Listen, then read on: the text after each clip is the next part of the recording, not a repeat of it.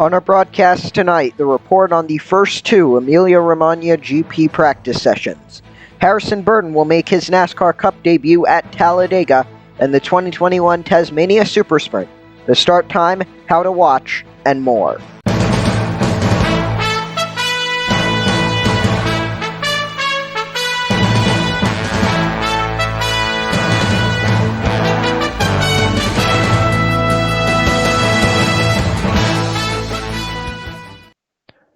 Good evening. Valtteri Bottas led Lewis Hamilton in second practice for Formula One's 2021 Emilia-Romagna GP, while Max Verstappen missed most of the session after stopping on track.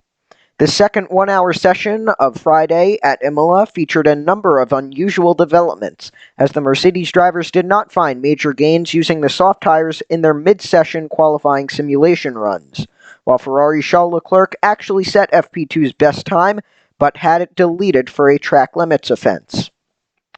Leclerc then brought the session to an early end when he crashed at the second Ravazza corner in the final minutes. Much like in the day's opening session, the first 15 minutes of the session were very busy, with several drivers enjoying time at the top of the standings. George Russell led the pack out and duly set the opening lap of FP2 at a 1 minute 22.939 seconds, which was soon bettered by Kimi Raikkonen's 1 minute 20.1. Carlos Sainz and Leclerc brought the P1 benchmark into the 1 minute 17s bracket, with the latter's 1 minute 17.0 taking him to the top of the times as he followed his teammate around the 3-mile track.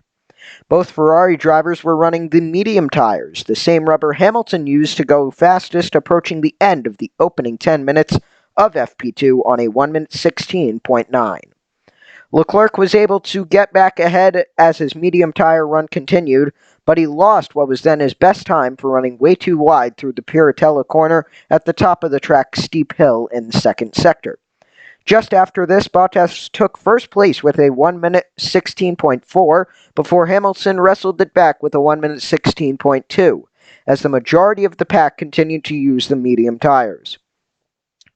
Bottas improved his best effort and the fastest time overall to a 1 minute 15.551 seconds, with nearly 15 minutes completed, and this time ended up being the best lap of FP2.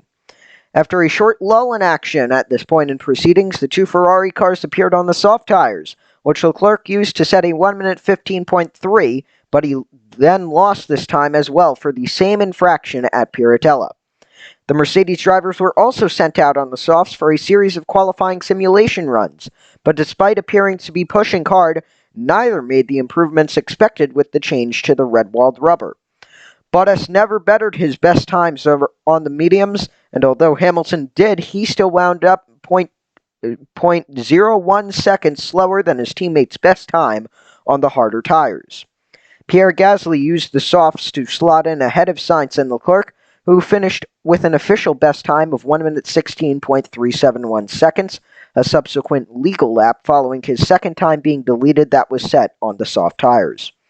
Leclerc's crash occurred with 56 minutes completed when he lost the rear of his Ferrari as he ran along the curbs between the two Ravazza turns, the car swinging around as he turned in for the second left-hand turn.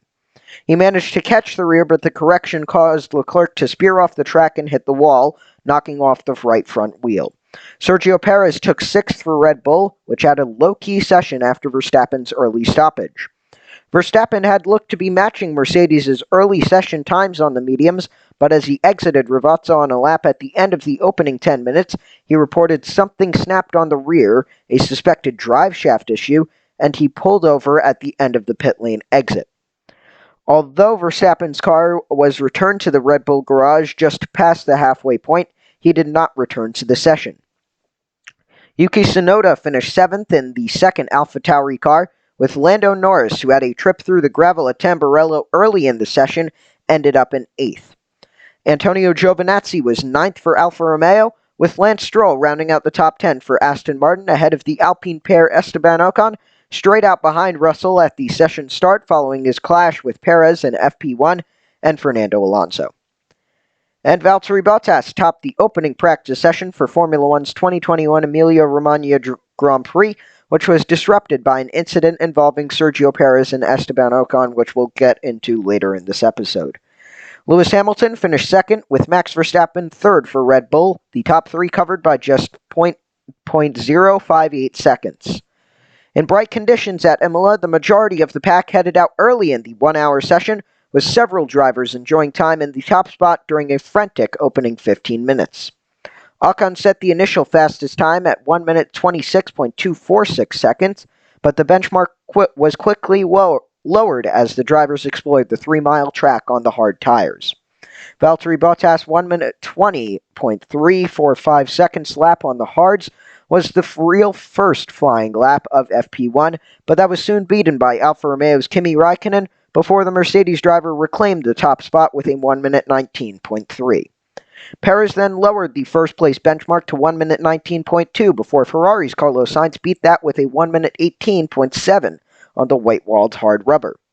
Hamilton used the same tires to briefly claim first place with a 1 minute 18.2 before Sainz again improved as his run continued with the two new fastest laps that took the P1 time down to a 1 minute 17.6 at the 15-minute mark, just before AlphaTauri's Yuki Tsunoda had a brief off into the gravel at the Tamburello chicane. After a 10-minute lull in the action, Pierre Gasly went quickest with a 1 minute 17.4, and after a further 10 minutes, Bottas again moved to the first place on a 1 minute 17.3, just before Hamilton cut across the grass at the Variante Alta. Sainz then took first place back with a 1 minute 17.2, with the session then red flagged following a clash between Ocon and Perez. The Red Bull came to a stop on the exit of the Villeneuve chicane with his left rear tire blown off its wheel rim, with Ocon's Alpine stopped further down the road with damage to the right front of his car. After a delay of just over 10 minutes, the session resumed, with the drivers switching to the soft tires to set a string of fast laps as FP1 concluded.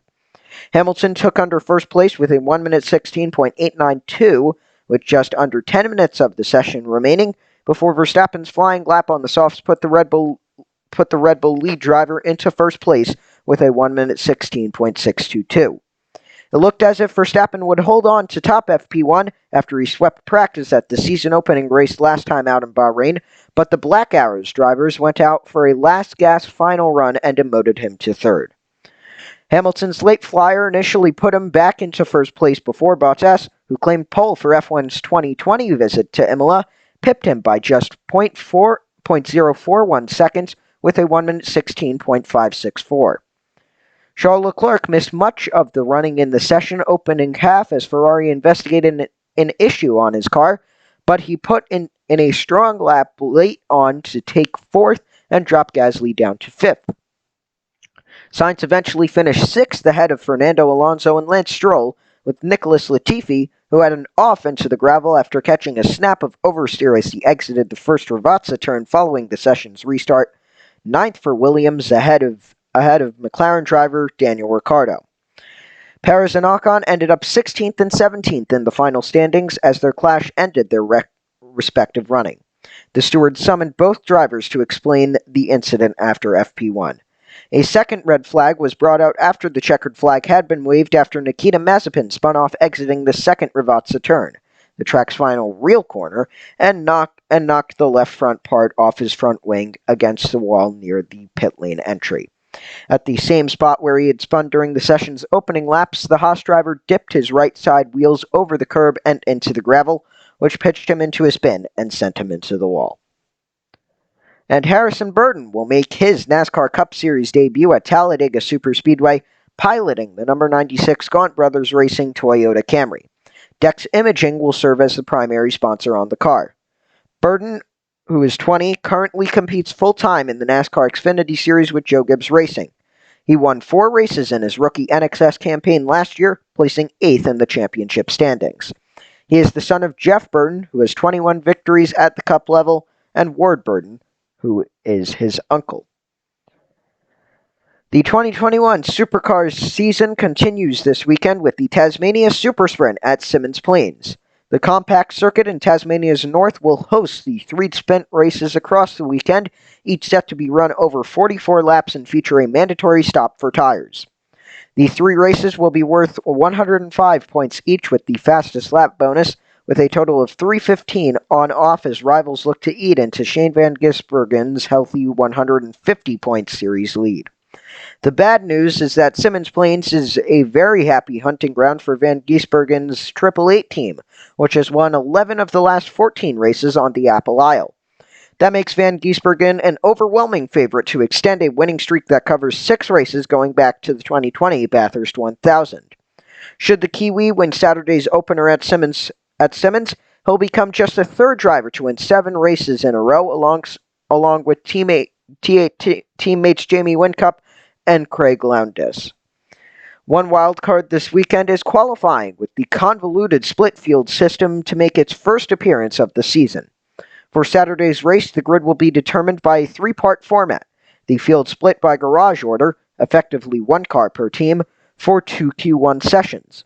The bottom 4 from each will make up the last 8 places on the grid, while the rest progress to Q2.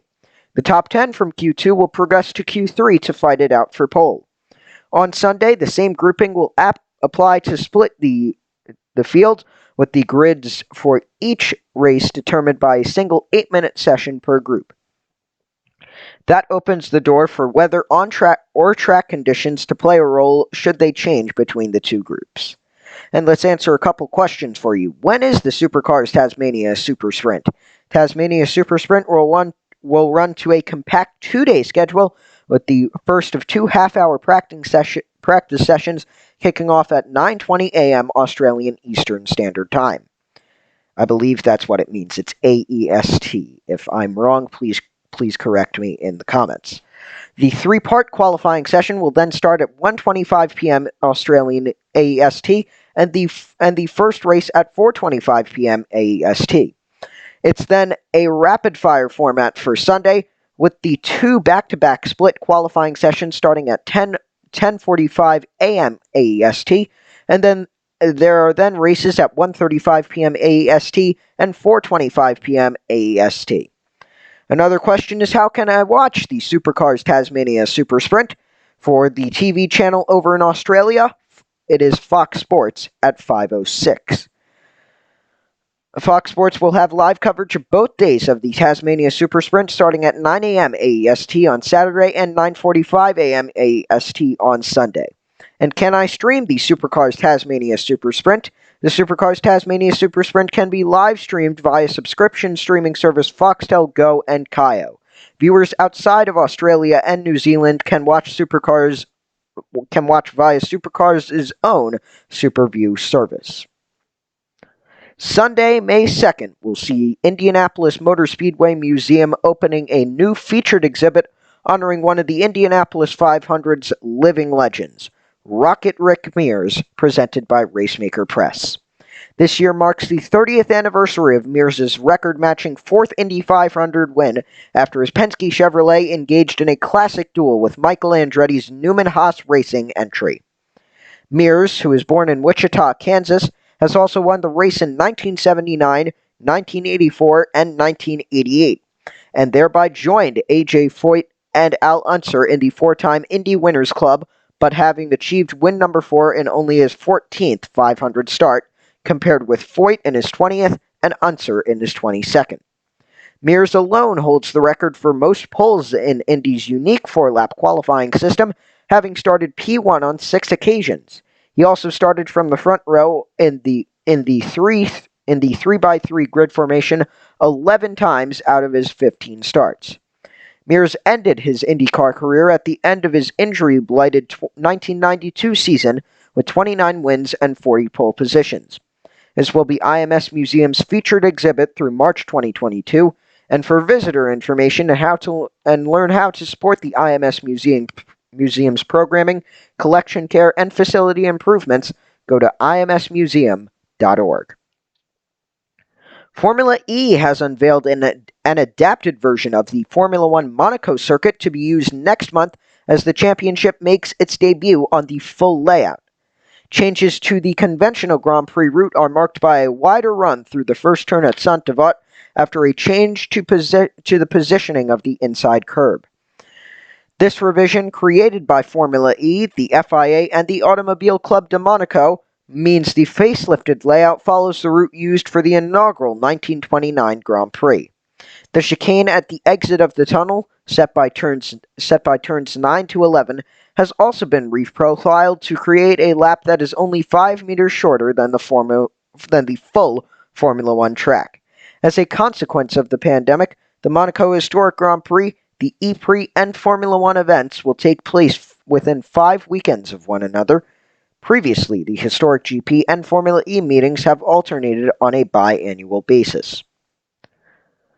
Formula One drivers Sergio Perez and Esteban Ocon have escaped punishment after a collision between the pair brought out a red flag in FP1 at the Emilia-Romagna GP on Friday. The first session of running at Imola was blighted by technical issues that impacted both TV coverage and radio and data communications between cars and their engineers on the pit wall. The incident occurred at turn 5 some 36 minutes into the session. Alpine driver Ocon was on a slow lap and tried to move out of the way to let the fast-approaching Red Bull of Perez go past him. In the report of their decision, the steward said Ocon slowed before turn 5 in order to let Perez by, as well as moving entirely to the inside of the turn.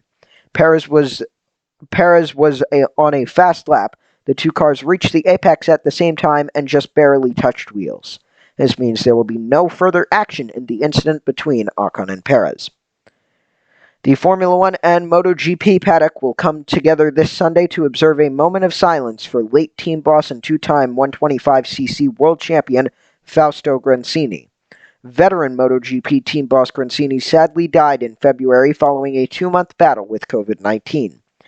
The Italian, who was a 125cc motorcycle Grand Prix world champion in 1985 and 1987, was a highly respected figure in the world of motorsport, with MotoGP observing a moment of silence during the Qatar GP weekend in March.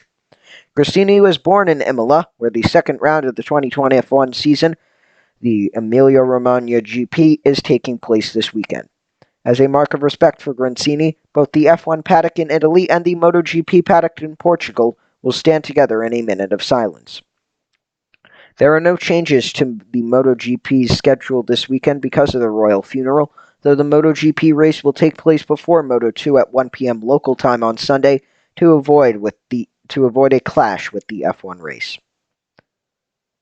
Paul di Resta is on standby as a potential reserve for the McLaren Formula One team should Mercedes Formula E driver Stoffel Vandoorne and Nick de Vries not be available. Vandoorne and de Vries are the official reserves for the Works team and can also be called upon by McLaren if required. Both drivers have past connections with the Woking team. However, calendar clashes mean that on some weekends neither man will be available for reserve duty.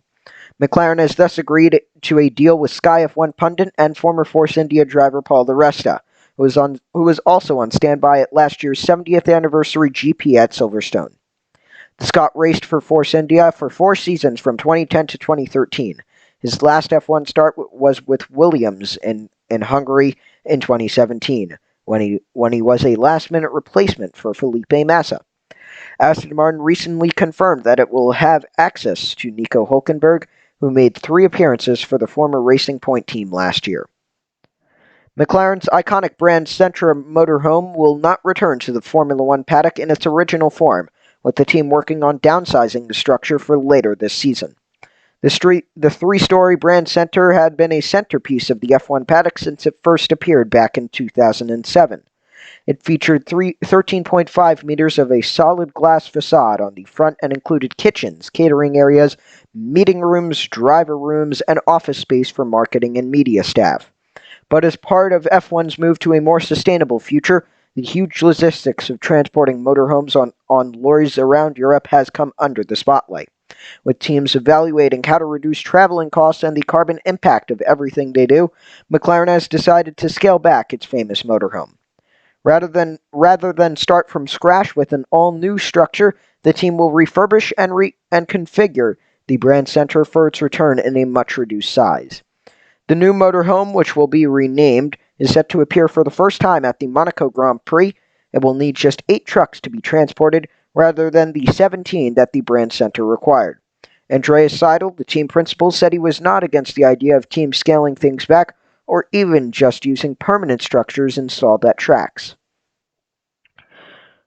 Pukekohe, I pronounced that wrong, but it has emerged as the favorite to host New Zealand's Supercars round later this year. As it stands, the event is simply listed as the Auckland Super Sprint on the calendar, with Supercars yet to formally declare if the races will take place at Pukekohe or the Hampton Downs. Motorsport.com and the Mad Dog Matt YouTube channel understands that Pukekohe is now the frontrunner to host the Aussie Series for its annual trip across the Tasman. That would align with the event's backing from Auckland Tourism, the Events and Economic Development, ATEED, with Pukekohe in the Auckland local government region, while Hampton Downs is in neighboring Waikato, I believe, Waikato. Once again, if I pronounced all these wrong, go ahead, correct me in the comments below. Pukekohe is a traditional home for supercars in New Zealand. However, a date bungle involving local legislation forced Supercars to move its proposed 2020 Anzac Day event down to Hampton Downs. That event was ultimately cancelled due to the global health crisis and strict border controls in both Australia and New Zealand. There's plenty of optimism around this year's event going ahead due to the recent announcement of a travel bubble between the two cities. From 11:59 p.m. this Sunday, people will be free to move between Australia and New Zealand without any quarantine or isolation measures, although the bubble will be subject to the ongoing outbreaks on either side of the Tasman. Separate suppliers have been engaged to build the initial 2 prototype Gen 3 Supercars chassis. The first lot of bar work for the new for 2022 cars was formally unveiled today, the covers coming off a 888 built chassis that will underpin the prototype Camaro. According to the announcement, that is one of the 2 prototype chassis in existence. However, they haven't both come out of T8's Brisbane workshop. The other has been made by a renowned chassis specialist, Pace Innovations, which is based near Ford homologation team Dick Johnson Racing in Yatala.